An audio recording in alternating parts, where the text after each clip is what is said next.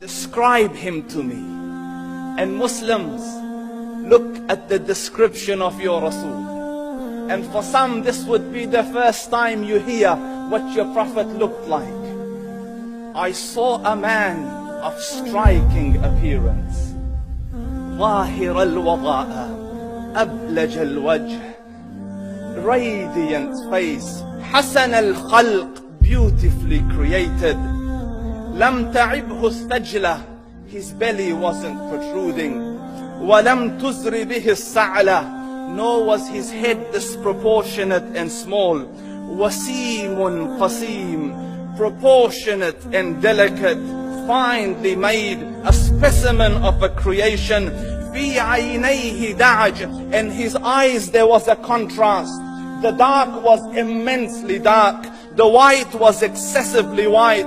وفي أشفاره وطف, and his eyelashes were long.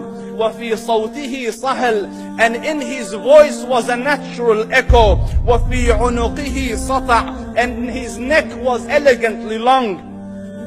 وفي لحيته كثاثة, his beard was full and thick. أزج أقرن, his eyebrows were arched, but they were not joined, it was separated. In Samat فعليه الوقار, when he was silent, dignity covered him. وإن تكلم سماه وعلاه البهاء, and when he spoke, it was audible and clear, almost commanding and overtaking. أجمل الناس وأبهاهم من بعيد, from afar the most striking and outstanding in appearance. وأحسنهم وأجملهم من قريب, and when he came near, the best of them and the most handsome of them in closeness.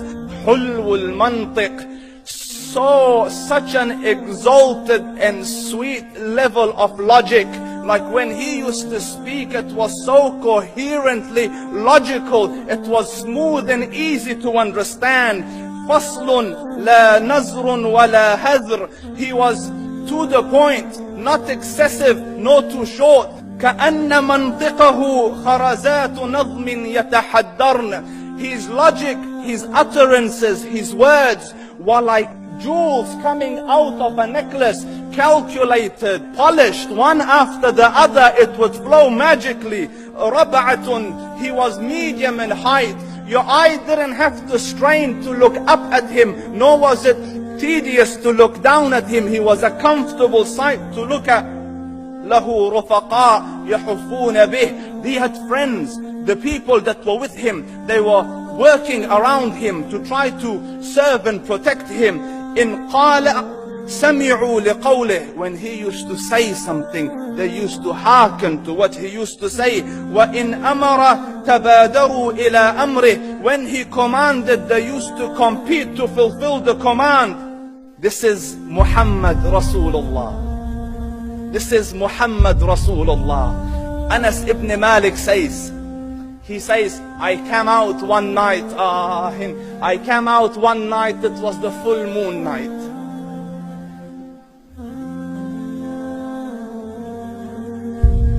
And I looked at the moon, and in the desert, understand, the moon is an awesome sight. It is smooth, it is radiant, it is clear, it is gentle compared to the scorching sun at which they are used to. So the moon was the epitome of beauty. So he says, I came out at a full moon night and I looked at the moon and I saw it, beautiful, handsome. So I said, let me go see if the moon is more handsome or my Prophet is more handsome. Let me see if that is more beautiful or the Prophet is more beautiful. So I went and I saw him standing afar. So I looked at his face, and I looked at the moon, and I looked at his face, and I looked at the moon, and I looked at his face, and I looked at the moon, and he said, Wallahi, he was more handsome than the moon in its entirety. That is just the look of your Rasul. Aisha radiyallahu anha says, I was sewing with the needle, my needle dropped in the dark, I couldn't find it. I said, Ya Rasul, I can't find it. He moved his face close, and I swear, out of the radiance of his face, I found my needle. And the Prophet ﷺ was mind-bogglingly handsome. But his handsomeness was covered with waqar and jalal and hayba. The Sahaba say, when we used to sit at his feet, two feelings conflicting would come on the heart. The first one, you wanted to look at him. You wanted to behold the majesty of his face. And when you wanted to look up, shyness used to overtake you, so you used to look down. Amr ibn al-As says, I sat with him many times, but if you ask me to describe his face, I can't describe it. I wouldn't be able to look up to him ijlalan wa ta'ziman. I couldn't look up at him.